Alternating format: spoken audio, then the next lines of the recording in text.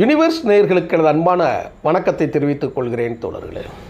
மிக மிக மிக முக்கியமான செய்தியை ஒன்று நான் பதிவு செய்யலான்ட்டு இருக்கிறேன். சில பேருக்கு இதுக்கு உடன்பாடு இருக்கிறதோ இல்லையோ எனக்கு தெரியாது. சில பேருக்கு இதெல்லாம் நம்புகிற மாதிரியா இருக்குது அப்படிங்கிற மாதிரி நீங்கள் நினைக்க சொல்லலாம். ஆனால் நான் சொல்லுவது அனைத்தும் என் மனதில் இருக்கக்கூடிய உண்மை. நான் ஒரு வரலாற்று ஆய்வாளன், அரசியல் ஆய்வாளன் என்கின்ற முறையில் நான் ஒரு 15 ஆண்டுகால திட்டத்தின் அடிப்படையில் என் மனதில் ஒன்று தோன்றுகிறது. நடிகர் விஜய் தான் உருவாக்கிய தமிழக வெற்றிக் கழகம் என்கின்ற கட்சியினை, தமிழகம் வெற்றிக் கழகம் என்கின்ற கட்சியினை நடிகை திரிஷாவிடம் கூட ஒப்படைத்து விட்டு செல்லலாம். இப்போது நமக்கு ஒரு முக்கியமான ஒரு கோரிக்கை ஒன்று இருக்கு. இப்போ எப்படி அதிமுகவை நாம் காப்பாற்ற வேண்டும் என்று நினைக்கக்கூடிய ஒரு சூழலில் தமிழ்நாடு அரசியல் நம்மளை விட்டு சென்றிருக்கிறதோ, எதிர்காலத்தில் நடிகர் விஜயையும் காக்க வேண்டிய பொறுப்பு நமக்கு சேருமோ, அந்த இழிநிலையும் அவலமும் இருக்குமோ என்கின்ற அச்சமும் நமக்கு இருக்கிறது. அதுதான் ஏன் இப்படி சொல்கிறீங்க அப்படின்னு கேட்டால், இந்தியா முழுவதும் இருக்கக்கூடிய மதவாத அரசியலுக்கு தமிழ்நாட்டில் விதிவிலக்காக இதுவரை இருந்து வந்தது. நீங்கள் பழைய காலத்திலேருந்து எடுத்துக்கிட்டிங்கன்னா, ஓமந்தூரார் எடுங்க, பிஎஸ்கே எடுங்க, பக்தவச்சலத்தை எடுங்க, காமராஜர்லேருந்து, அண்ணாவிலேருந்து, கலைஞர்லேருந்து, எம்ஜிஆர்லேருந்து, ஜெயலலிதா அவர்கள் வரைக்கும், ஏன் பன்னீர்செல்வத்திலேருந்து எடப்பாடி வரைக்கும் பார்த்தோம்னா, மதம் ஒரு ரோல் பண்ணாது. ஒரு கட்சிக்கு ஒரு மதம் ரோல் பண்ணாது. ஆனால் சாதி ரோல் பண்ணும். இதை சொல்கிறதுல மாற்று கருத்தல்ல. சாதி ரோல் பண்ணும், இன்றைக்கும் பண்ணுது, நாளைக்கும் பண்ணும். எல்லாத்துலேயும் சாதி இருக்குது. அது மறைமுகமாக இருக்குது, வெளியில் தெரியாது. அதுதான் உண்மையாக இருக்கும். ஆனால் இந்தியா முழுவதும் தற்பொழுது மதம் ரோல் பண்ணுறது தான் இப்போ நமக்கு ரொம்ப ஆபத்தான ஒரு நிகழ்ச்சியாக இருக்குது.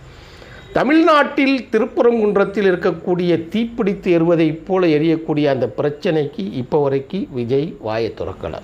ஜோசப் விஜய் வாயை திறக்கலை. ஆனால்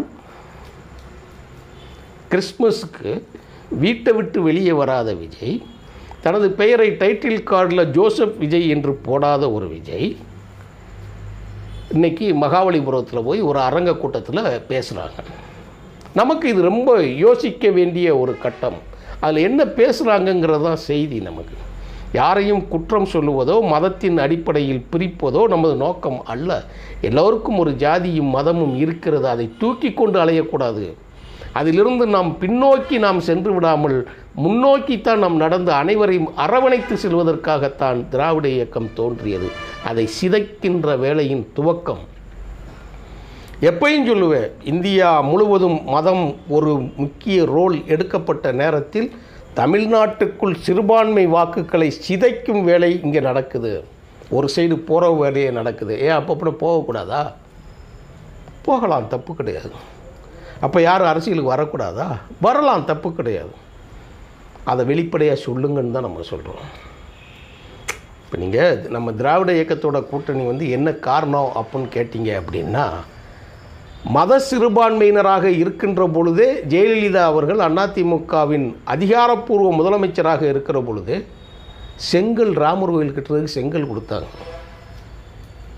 ராமர் பிறந்த இடத்துல ராமர் கோயில் கட்டாமல் வேறு எங்கே கட்ட முடியும்னு சொல்லி கேட்டாங்க. அந்நேரம் நாங்கள் பாவம்னு தான் சொன்னோம்.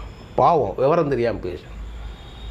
ஆனால் அதை முன்னேற்பாடாக எடுத்துக்கொண்டு ஆடு கோழி வெட்டுவதற்கு தடை என்று அறிவித்தார்கள். பற்றியா, அங்கே தான் பார்ப்பனிய மயம் உள்ள வருதுன்னு சொன்னோம்.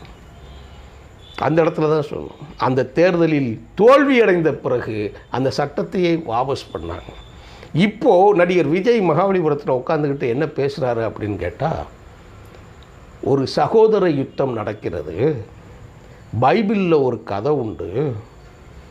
சகோதரருக்குள் ஏற்பட்ட போட்டி பொறாமையினால் கூட பிறந்த அண்ணனையோ தம்பிகளையோ சகோதரர் ஒருவனையோ பாலும் கிணற்றில் தள்ளிவிட்டார்கள். அவன் மீண்டு எழுந்து அந்த நாட்டுக்கே ராஜாவானான். இது பைபிளில் இருக்குன்னு இவ்வளோதான் சொல்கிறாங்க. நல்லா புரிஞ்சுக்கணும். இப்போ யாரை கிணத்துல தள்ளி விட்டுருக்கிறா, யார் நாட்டுக்கு ராஜாவானா? இது நான் சொல்கிறது உங்களுக்கு புரியும்னு நினைக்கிறேங்கிற வேற விஜய் சொல்கிறாரு. எங்களுக்கு புரியுது. உனக்கு எழுதி கொடுக்குறவனுக்கு தான் சரியாக புரியலை. நீ எத்தனை பேரை கிணற்றில் தள்ளிவிட்டு இந்த இடத்தில் உட்காருவதற்கு நீ காத்திருக்கிறாய் என்கின்ற சந்தேகம் ஒன்று இருக்குது. இப்போ நான் அதான் துவக்கத்தில் சொன்னேன், உன்னையும் பாலும் கிணற்றிலிருந்து மீட்கக்கூடிய ஒரு அவல நிலை எங்களுக்கு வந்துவிடுமோ என்கின்ற அச்சம் இருக்கிறதுன்னு சொல்கிறேன். ஒரு பழைய பேட்டி ஒன்று இப்போ சுற்றிக்கிட்டு இருக்குது. எப்படி சுற்றுதுன்னு கேட்டிங்கன்னா, நடிகை திரிஷாட்ட இன்டர்வியூ பண்ணுறாங்க. ஒரு 20 வருஷத்துக்கு முன்னாடி இருக்கக்கூடிய ரோட்டில் நின்றுக்கிட்டு. அப்போ அந்த திரிஷா பிள்ளைகிட்ட கேட்குறாங்க, உங்களுக்கு எதிர்கால ஆசை என்னன்னு கேட்டால், அந்த பொண்ணு நேராக சொல்லுது, நான் முதலமைச்சர் ஆகணும். கக்கன்னு சிரித்து நான் முதலமைச்சர் ஆகணும் அப்படின்னு பேட்டி எடுக்கிறவர் சிரிக்கிறேன். என்னது சிஎம் ஆகணுமா? ஆமாங்க. நிஜமாவா சொல்கிறீங்க? ஆமாங்க. நீங்கள் என்ன கேளிக்காக சொல்கிறீங்கன்னு நினைக்கிங்க? பாருங்கள், ஒரு 20 வருஷம் கழித்து பாருங்கள், நான் சிஎம் ஆகிடுவேன். இப்போ எனக்கு ஒரு கேள்வி ஒன்று உள்ளே வருது. என்ன கேள்வி அப்படின்னு கேட்டிங்கன்னா, கொடி படத்தில் நடிகர் தனுஷும் திரிஷாவும் நடிச்சிருப்பாங்க. அதில் அன்னை தம்பி கேரக்டரில் ஒரு கேரக்டர் பொலிட்டீஷியன், அரசியல்வாதியாக நடிச்சிருப்பாங்க. அந்த கேரக்டரில் அதில் கிளைமாக்ஸ் காட்சி மட்டும், நமக்கு கதை சொல்கிற நோக்கம் இல்லை, கிளைமாக்ஸ் காட்சியில் என்ன நடக்கும் அப்படின்னு கேட்டால், அரசியல் ஆசை அடிமனதில் ஆழ்மனதில் ஊன்றி இருக்கக்கூடிய நடிகை திரிஷா, அந்த கேரக்டர் திரிஷா கேரக்டரு தன் காதலனையே குத்தி கொன்றுவிட்டு அரசியல் மாவட்ட செயலாளர் பதவியை பிடிப்பது தான் கிளைமாக்ஸ் கதை. வரலாறு எச்சங்களை பதிவு செய்வதை விட மிச்சங்களை பதிவு செய்வதை விட எதிர்காலத்தை சில குறிப்புகள் மூலமாக உணர்த்தி விட்டு செல்லும் அப்படிங்கிறது தான் ஒரு செய்தியாக இருக்குமோ அப்படிங்கிற ஒரு நிலைமையில். தன் வீட்டு வாசலில் இன்றைக்கி இந்த காணொலியை நான் பேசிக்கொண்டிருக்கக்கூடிய நேரத்தில் நடிகர் விஜய் வீட்டு வாசலில் தூத்துக்குடியைச் சேர்ந்த ஒரு பெண் சாகும் வரை உண்ணாவிரதம் என்று இப்போ உட்காந்துக்கிட்டு இருக்கேன். இப்போ நான் பேசிக்கிட்டு இருக்கிற நேரத்தில் உட்காந்துருக்கேன். அந்த பெண்ணு போய் அப்படியே போய் விஜய் வர்ற காரை போய் மறிக்கிறாங்க. கூட இருக்க தோழர்கள் எல்லாம் சேர்ந்து மறிக்கிறாங்க. அப்படியே துண்டாக தள்ளி கார் இடித்து தள்ளிக்கிட்டே போகுது. உள்ளே விஜய் உட்காந்துருக்காங்க. நான் கேட்குறேன், அதை நார்மலாக கேட்டால் எனக்கே எதிர்கால பிழையாகி போயிடும். அட் ராஸ்கல், ஒரு கட்சிக்கு நீ தலைவனாக இருக்குன்னு நினைக்கக்கூடிய, தகுதியோடு இருக்கக்கூடியவனாக நினைக்கக்கூடிய ராஸ்கலாகிய நீ, ஒரு பெண் நல்லது கெட்டது அது கட்சி பிரச்சனை பின்னாடி விடுங்க, ஒரு பெண் காரை மறித்து நிற்கிறா, அந்த கார் பெண்ணை இடிச்சுக்கிட்டு அப்படியே போகுது. மனித உளவியலின் அடிப்படையில் சைக்கோவா நீ? ஒரு சைக்கோ கூட அந்த மாதிரி செய்வானா? லூஸு அந்த மாதிரி செய்யுமா? அது தான் சொந்த கட்சிக்கார ஒரு பெண்ணை இடித்து தள்ளிக்கிட்டு அந்த கார் உள்ளே போயிடுச்சு. இப்போது அந்த பெண் நம்பிக்கையோடு வந்திருந்த பெண் வீட்டு வாசலில் உட்காந்துருக்குறான். சரி, நாசமாக போய் தொலைங்க, விட்டுட்டு போயிடட்டும், உட்காந்துருக்கு, சாகுமர்கள் செத்து தொலையட்டும். இந்த நாய் இந்த 41 பேர் செத்த குடும்பத்திலிருந்து என்றைக்கு அவன் வீட்டிற்குள் உள்ளே போய் காசை வாங்கிக்கிட்டு சொந்த வீட்டிலிருந்து பறி கொடுத்து போன உயிர்களை போய் இரவல் பெற்று வந்த இந்த நாய்களை எல்லாம் நாம் என்ன சொல்லுவது? நாம் மானம், ரோஷம், சுயமரியாதை, பகுத்தறிவோட பேசணும். அந்த மானங்கட்ட ஜென்மங்களுக்காகவும் தான் சேர்ந்து தான் நம்ம பேச வேண்டிய இருக்குது. இல்லைன்னு உலகத்திலே எப்படி ஒரு நிலையே கிடையாது. நாமெல்லாம் இவங்களுக்காக பேசணுமா என்று நெஞ்சு கொதிக்குது. அப்படிலாம் நம்ம பேசலாமா? இவங்களுக்காகலாம் நம்ம வருத்தப்பட்டு பேசலாமான்னு கூட. ஆனால் அந்த மனநிலையில் இருந்தவன் கூட என்ன செஞ்சான்னா, நாய் திரிஷா விட்டு நாயை கொஞ்சும் போதே எச்சரிக்கையாக இருந்தது. இவன் தான் அரசனை பற்றி பேசுகிறான், பாலும் கிணற்றை பற்றி பேசுகிறான். நாம் இந்த இடத்துல நம்ம ஆலோசிக்க வேண்டிய முக்கியமான சூழல்.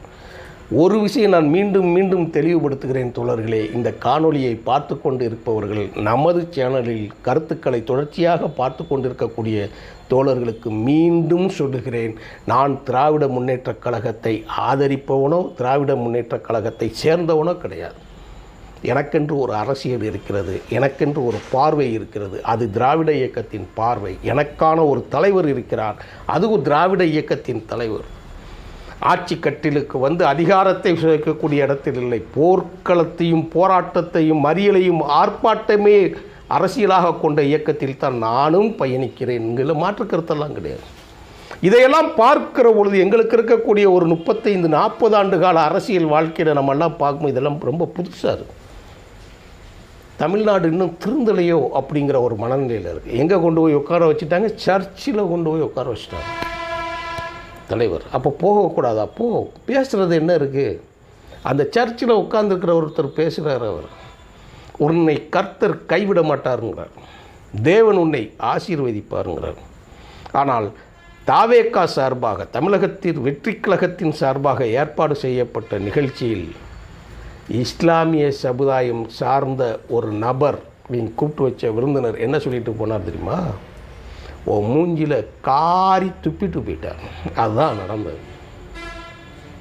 தமிழ்நாட்டில் பெண்கள் பாதுகாப்பாக இருக்கிறார்கள், தமிழ்நாட்டில் சட்டத்தின் ஆட்சி நடந்து கொண்டு இருக்கிறது, இந்தியாவிலேயே தமிழ்நாடு தான் சிறுபான்மையினருக்கு பாதுகாப்பாக இப்பொழுதும் இருக்கிறது என்று சொல்லி, டேய் விஜய் உன் மூஞ்சியை கொஞ்சம் தூக்கி காட்டு அப்படிங்கிற மாதிரி பார்த்து பூன்னு துப்பிட்டு போயிட்டாரு. அதில் பேசுங்க, அரசியலில் என்ன வேணாலும் பேசலாம். நீங்கள் அரசியல் கட்சி ஆரம்பித்து விட்டீங்களா, விமர்சிங்க, கண்டிப்பாக விமர்சிங்க, உங்களுக்கு முழு உரிமை இருக்கிறது.